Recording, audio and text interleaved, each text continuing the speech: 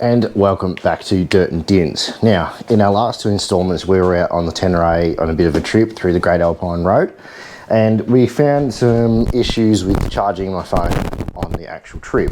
So, originally what I had set up was, I'll show you here, we had basically just an iPhone lightning cable tied to just the outside the brake line, and it ran to a USB-C, and that was then into a cigarette plug here.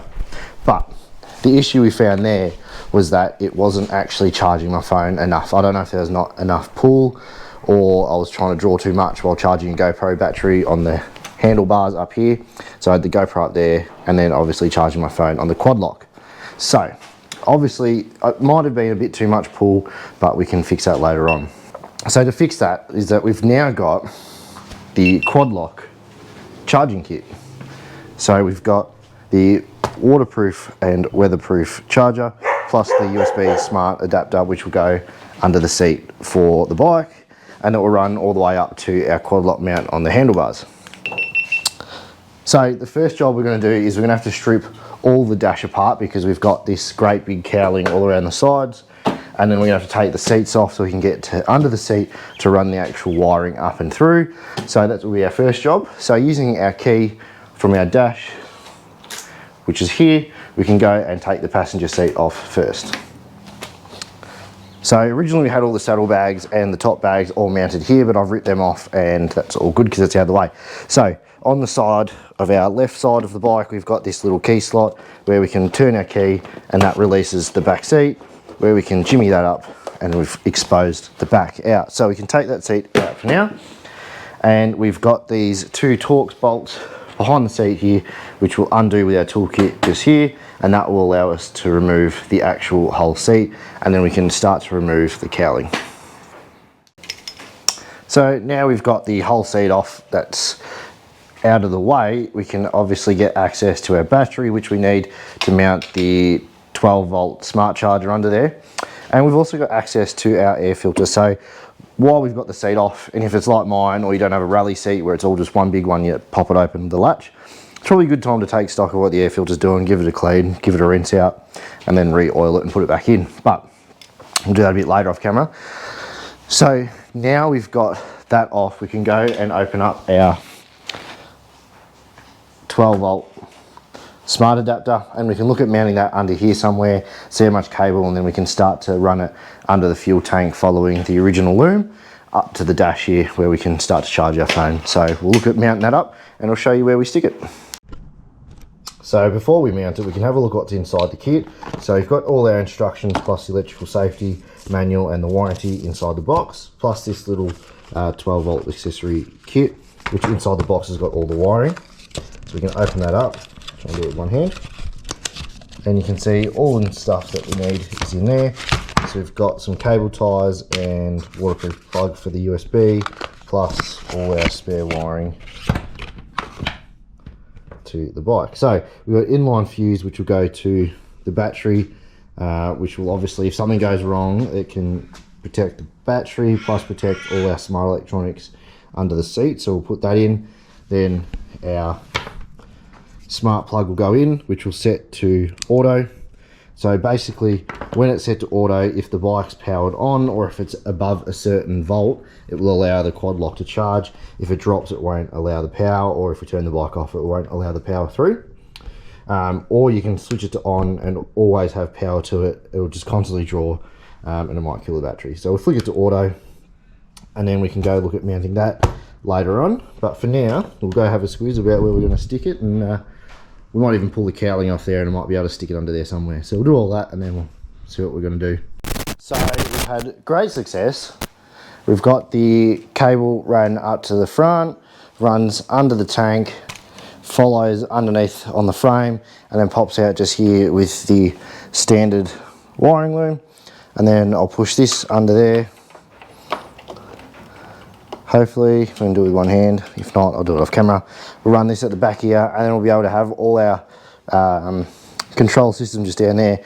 Will all be nicely tucked in the back here. So that's what's hoping to happen. So I'll quickly go do that, and then I'll show you what it looks like. All right, so we finally got everything all run. Cable wise, just pause the music. So we've got it all run back down to the start, basically the dash here. So it follows the stock wiring up and under the tank, all through, which we showed before.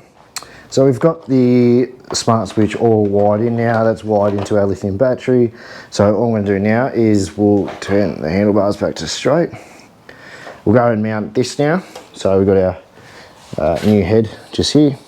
So that will mount up to there like that.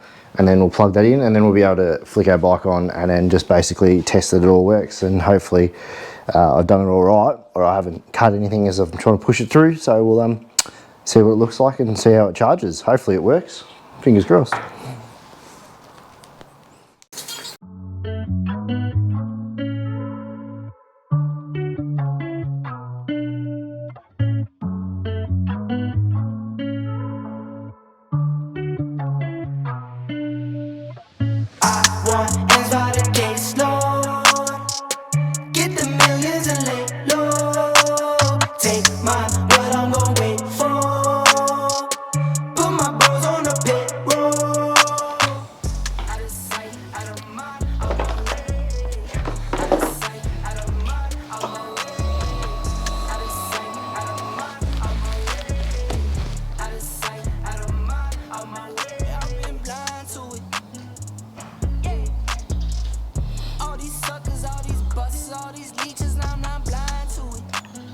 It is now working because we got charge in the corner. Nailed it. Alright, so we got success. We've got power to our charging head. So when the bike is obviously running, or even now that the voltage is right, it should automatically cut off. It's showing blue, but we'll have a look in the book. Show you it's got a colour on the head, and in the book the different colours have like a different error code, so we'll just have to have a look at that and make sure we've done it all good. Solid blue is full charge, so obviously once it drops in voltage it will turn off, or turn off after a while, so that's good. So what we'll do now is we'll just go and tidy all this stuff up now. So just doing some bit of cable management. We'll go and tidy it all up, cable tie it all back, mount it all in properly, and we'll show you what it looks like when it's all done and tidied up. Alrighty, so we've got our cables all tidied up. So I've just gone and cable tied them back, put them all in, tucked them all in nicely, so they're all sort of free from the battery. The hub control unit's just under the seat there, so that's cable tied in.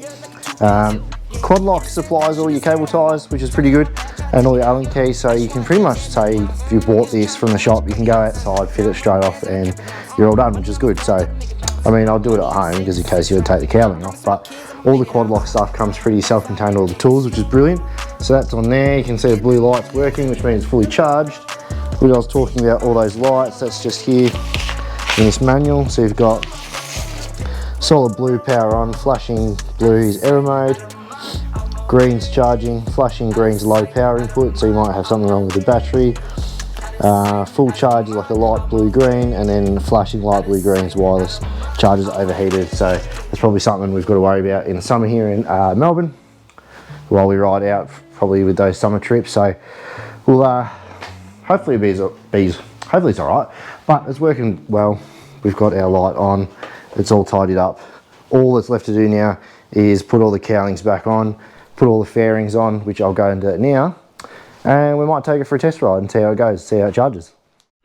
Alright, so I've had the quad locks out on my bike for a little bit of time now, as you can tell, because I've had a haircut since the last little clip.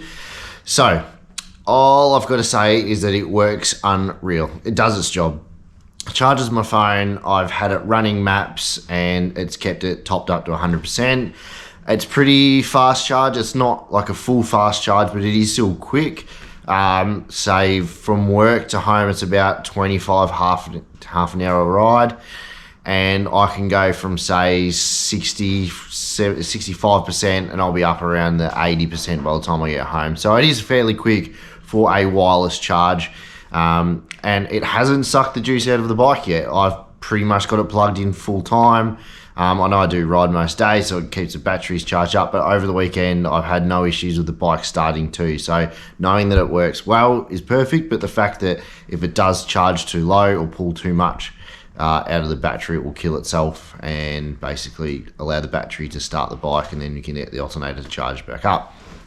So if you're looking at a solution to be able to charge your phone and ride at the same time, say you want to use maps or you've got your music playing in your head, your helmet like I do, I've just got earbuds, but I'll be looking at setting up, say, like a Cardo or something on my helmet. But just knowing that you can play music and have maps or doing whatever you need to do on your phone as you're riding, and knowing that you've always got a full battery is perfect in case you need to make a call or a text. Say, hey, I'm in trouble, come pick me up, or if you need to find your way somewhere, just to know that you've always got full battery is a good little backup and a good safety plan for your phone. And then once you pair that too with the anti-vibration dampener, that will also save your smartphone camera, because there's a lot of sensors and different sort of plates in your camera, so you don't want to have the vibrations of the quad lock on the bike damaging your camera, because they won't cover it. So make sure you get an anti-vibration or a vibration dampener underneath the charging. So if this has helped you out and it means that you can now charge and ride at the same time, make sure you hit that like button, also hit that subscribe button, and we will see you in the next episode, where we've actually got a trip coming up where you actually get to see the quad lock in use. So enjoy it, and we'll see you then. Bye.